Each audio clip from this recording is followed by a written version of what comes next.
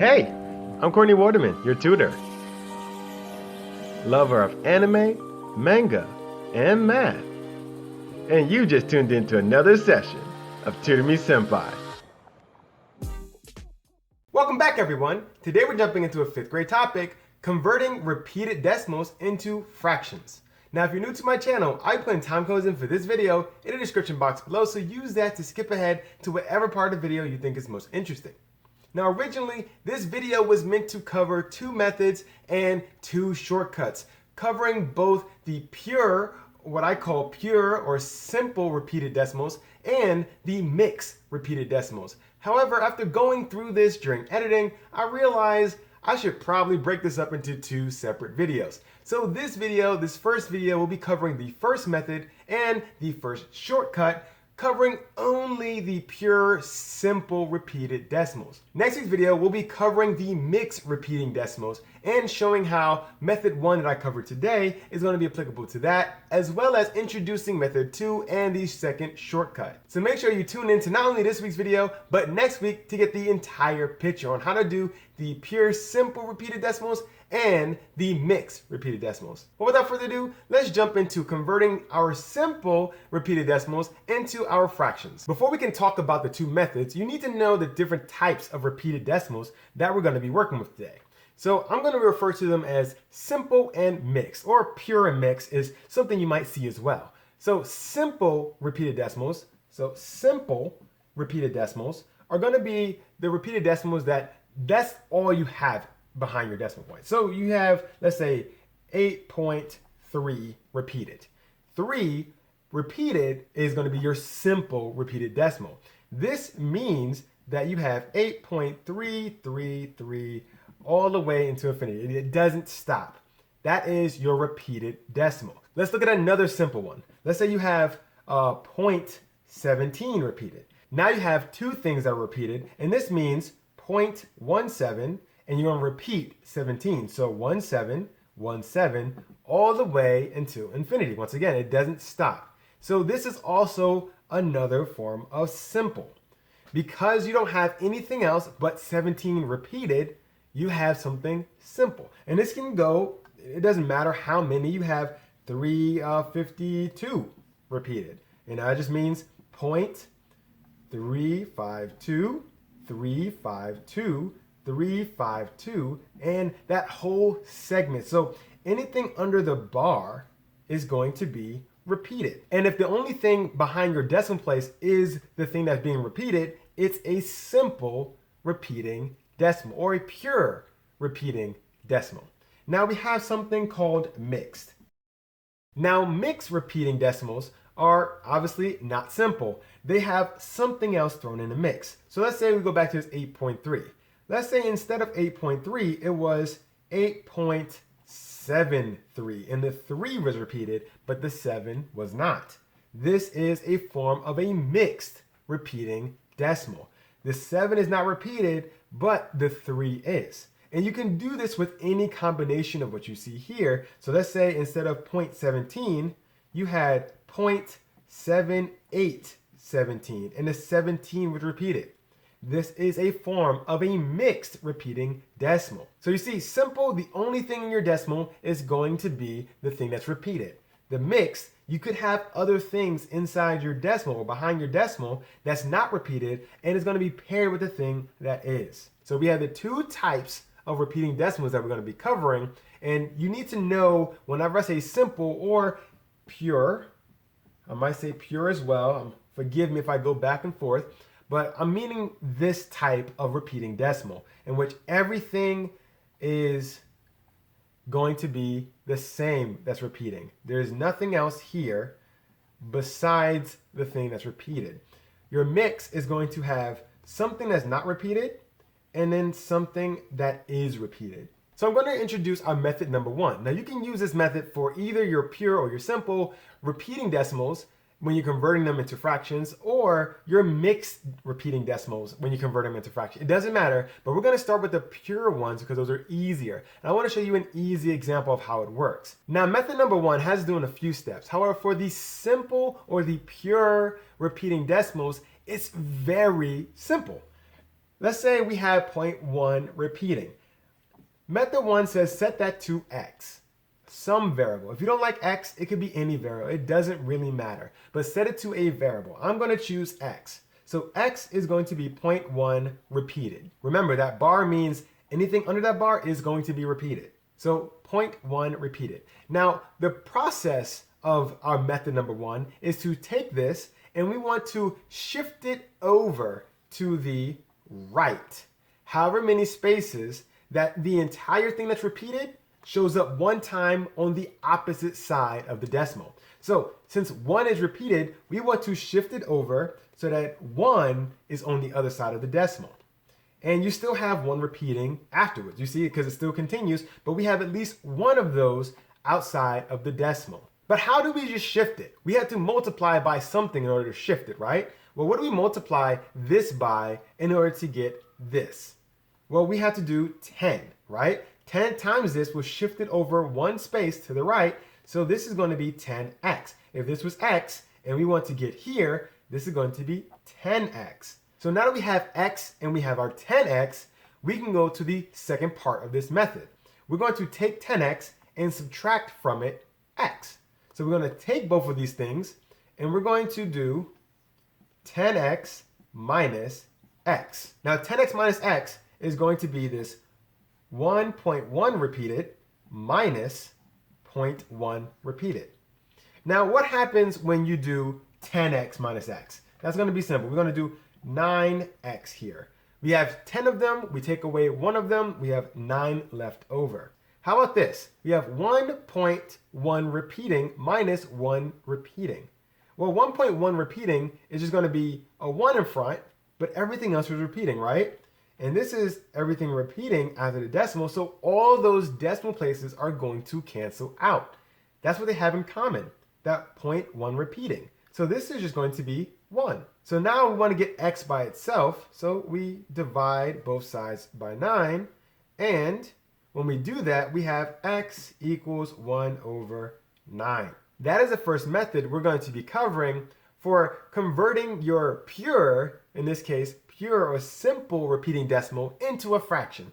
X is 1/9. So this actually in fraction form is 1 over 9. Let's look at another quick example using method 1. We want to stick with our pure repeating decimals, but I want to show you just another repeating decimal that is going to showcase its ability. So instead of just 0.1, let's go back to our 0.17 repeated. And we want to convert that now. So our first step is to set that to x.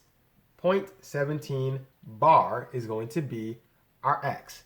Now, remember, I said we want to shift it over. But this time, in order to get everything that's repeated over, we need to shift it over 2 spaces. So instead of having a 10x, what's going to be multiplied by this in order to shift it over 2 spaces? Well, that's going to be 100. So this is going to be 100x, and that's going to be a 17 on the outside, 0.17 inside. You see? So we shifted over 2 spaces. We got the whole repeating thing happening on the outside now, and we have 0.17 happening here again, and that's repeating. And now we're going to subtract x from 100x. Now you have 100 of them. You're taking away one of them. So this is going to be 99x. But that equaled 17.17 repeated, 0.17 repeated. And we're going to subtract those, right? And you see once again, 0.17 repeated is going to be common for both of these.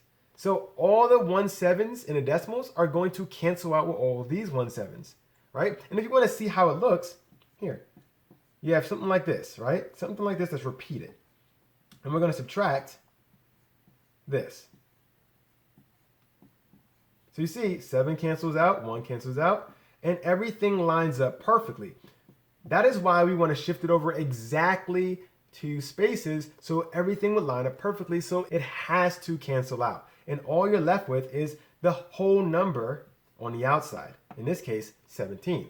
So we have 17 left over. But we got to get x by itself. In order to get x by itself, we have to divide both sides by 99. So x in this case is going to be 17 over 99. fraction form, 17 over 99 is our answer. Let's look at one more quick example with a little bit bigger repeating decimal, but it's going to be simple nonetheless. Let's say we have something like 0.253 repeating. So first thing, set it to x. 0.253 repeated is going to be our x. Now you kind of see the pattern here, right? We want to shift it over not 1, not 2, but 3 to make sure everything shifts over. So we have exactly one repeating thing on the outside, and we have 253 starting over fresh behind the decimal. So we want to shift it over 3 times. So instead of multiplying by 10 or 100, this is going to be 1000x. And that's going to be 253 on the outside, 0.253. And we're going to keep the same bar. So now you subtract the two. So it's going to be 1000x minus x, and that's going to be 253.253 repeated minus 0.253 repeated. So 1000x minus x, that's just going to be 999x. You see, we had 1,000 of them, and we subtract 1. So we have 999x. This, you see, this is going to go away. It's canceling. It's the same thing we've been seeing. So all that's left over is 253, the whole number. Because behind the decimal, everything is the same. Get x by itself, we have to divide both sides by 999. And I wrote that too close, so let's shift this down. X is going to be 253 over 999. This is the fraction form of 0.253 repeated. This is how we are going to do method 1. Now let's talk about the shortcut that I told you about. Remember, we have 2 shortcuts and 2 methods. The first method has not been covered, but let's look at the shortcut, because you don't have to do this necessarily for our simple or pure repeating decimals. So the first shortcut is just going to be for our pure, simple repeating decimals. So once again, that's anything that looks like that, or looks like this, or looks like what we just talked about. These are going to be our simple or pure repeating decimals. And this is what is going to apply to our shortcut number 1. So let's look at our 0.1 repeated. The shortcut says, look at everything that's repeated. How many things are being repeated? In this case, only 1. For every element being repeated, you're going to put a 9 here. For every element being repeated. This one is 1, so we have 1, 9. After that, you take the thing that's being repeated and you plop it up top. That's it. Let's say we go back to our 0.17 repeated, right? 0.17 repeated. Now I'm going to shift this 1 over 9 up just a little bit because I wrote it a little low. But let's say 0.17 repeated. How many things are being repeated? We have the 1 repeated and we have the 7 repeated. So we have 2 things being repeated. So we write a 9 for each one. And then we simply put the thing that's being repeated up top. That's it. How about something like this? 0.2897. All of that is repeated. Doesn't matter how big it gets. How many things are repeated? 1, 2, 3, 4 things are repeated. So how many 9s you want? 1, 2, 3, 4 9s. And then you simply rewrite whatever is being repeated up top.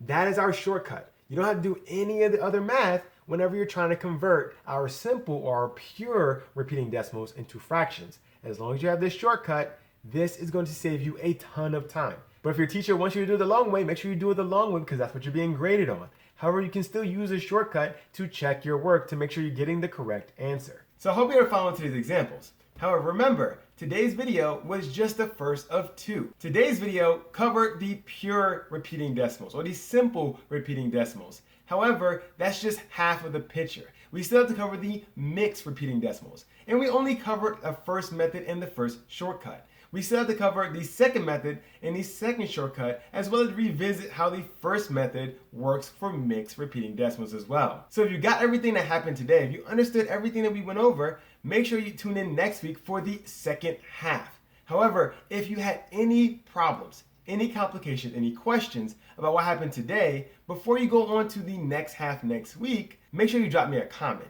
I want to help you as much as we can before we move on so you understand the pure simple one first. Because once we get into the mixed repeating decimals, we're going to be building upon what we covered today. So you got to make sure you understood this before you see that next week. If you haven't done so already, remember to leave a like, hit the notification bell, smash the subscribe button, and share this video with a friend. Well, that's all the time I have for today. I really hope this helped with your homework. I'm looking forward to seeing you again next week. I'm Courtney, and this is another session of Tutor Me Sempai.